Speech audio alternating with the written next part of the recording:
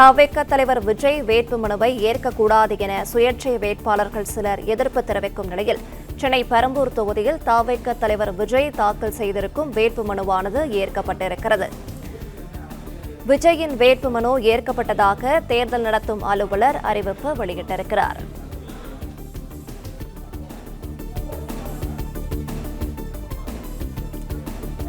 சென்னை பெரம்பூர் தொகுதியில் தவிக தலைவர் விஜய் தாக்கல் செய்த வேட்புமனு ஏற்கப்பட்டிருக்கிறது. விவரங்களை செய்தியாளர் ராஜகுமரன் வழங்கிட கேட்கலாம். ராஜகுமரன் வணக்கம். தவிக தலைவர் விஜய் வேட்புமனு ஏற்கப்பட்டதாக தேர்தல் நடத்தும் அலுவலர் அறிவிப்பு வெளியிட்டிருக்கிறார். இதுகுறித்தான மேலும் விரிவான விவரங்களை பகிரலாம்.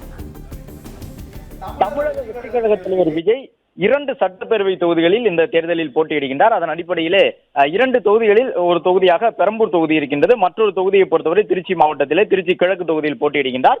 அதே நேரம் பெரம்பூர் தொகுதியில் போட்டியிடக்கூடிய தவிக தலைவர் விஜயனுடைய வேட்புமனு ஏற்கப்பட்டதாக தேர்தல் நடத்தும் அலுவலர் கூறியிருக்கின்றார். என்றாலும் மனு ஏற்கப்பட்டதாக வேட்புமனுவை ஏற்றுக்கொண்டதாக தேர்தல் நடத்தும் அலுவலர் கூறி இருக்கக்கூடிய நிலையிலும் கூட பாட்டாளி மக்கள் கட்சியினுடைய வேட்பாளராக அந்த தொகுதியில் போட்டியிடக்கூடிய திலகபாமா எதிர்ப்பு தெரிவித்திருக்கின்றார். விஜயனுடைய வேட்புமனுவை ஏற்றுக்கொள்ளக்கூடாது, விஜய் தாக்கல் செய்திருக்கக்கூடிய வேட்பு மனுக்களுக்கு இடையே நிறைய வித்தியாசங்கள் இருக்கின்றன, மாறுபாடுகள் இருக்கின்றன. திருச்சி கிழக்கு தொகுதியிலே அவர் தாக்கல் செய்திருக்கக்கூடிய மனுவிற்கும் பெரம்பூர் சட்டப்பேரவை தொகுதியிலே தவிக தலைவர் விஜய் தாக்கல் செய்திருக்கக்கூடிய வேட்பு மனுவிற்கும் இடையே நிறைய வித்தியாசம் இருக்கின்றது, நிறைய குழப்பங்கள் இருப்பதாக நாங்கள் கருதுகின்றோம் என்று சொல்லி பாமகவினுடைய வேட்பாளராக இருக்கக்கூடிய திலகபாமா தற்பொழுது எதிர்ப்பு தெரிவித்து அந்த வேட்பு மனுவினுடைய பரிசீலனை நடைபெறக்கூடிய அறைக்குள் தங்களுடைய எதிர்ப்பை பதிவிட்டுக் கொண்டிருக்கின்றார்கள். என்றாலும் தேர்தல் நடத்தும் அலுவலர் விஜயனுடைய வேட்பு மனுக்களிலே அந்த தகவல்கள் அனைத்தும் சரியாக இருக்கின்றன என்று சொல்லி வேட்பு மனுவை பரிசீலனைக்கு எடுத்த உடனேயே ஏற்றுக்கொள்ளப்பட்டதாக கூறியிருந்தார். தொடர்ந்து தற்பொழுது பாமக தரப்பிலே எதிர்ப்பு தெரிவித்து வருகின்றார்கள். இதுபோன்ற ஒரு சூழல் ஏற்படும் பொழுது தேர்தல் நடத்தும் அலுவலர்கள்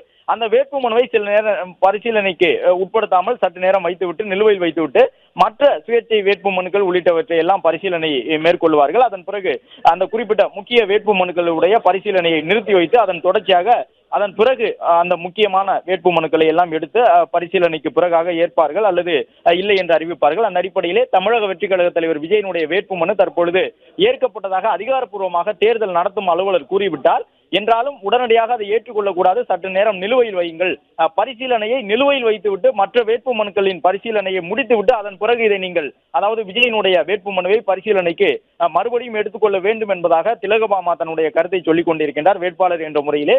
என்றாலும் தவிக தலைவர் விஜயனுடைய வேட்புமனுவில் குறிப்பிடப்பட்டிருக்கக்கூடிய தகவல்கள் அனைத்தும் தங்களுக்கு திருப்திகரமாக இருக்கின்றன, சரியான தகவலை வழங்கியிருப்பதாக கருதுகின்றோம் என்ற அடிப்படையிலே தேர்தல் நடத்தும் அலுவலர் அந்த கருத்தை சொல்லி இருக்கின்றார்.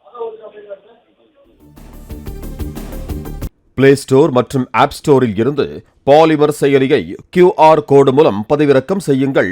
செய்திகளை உடனுக்குடன் பெறுங்கள்.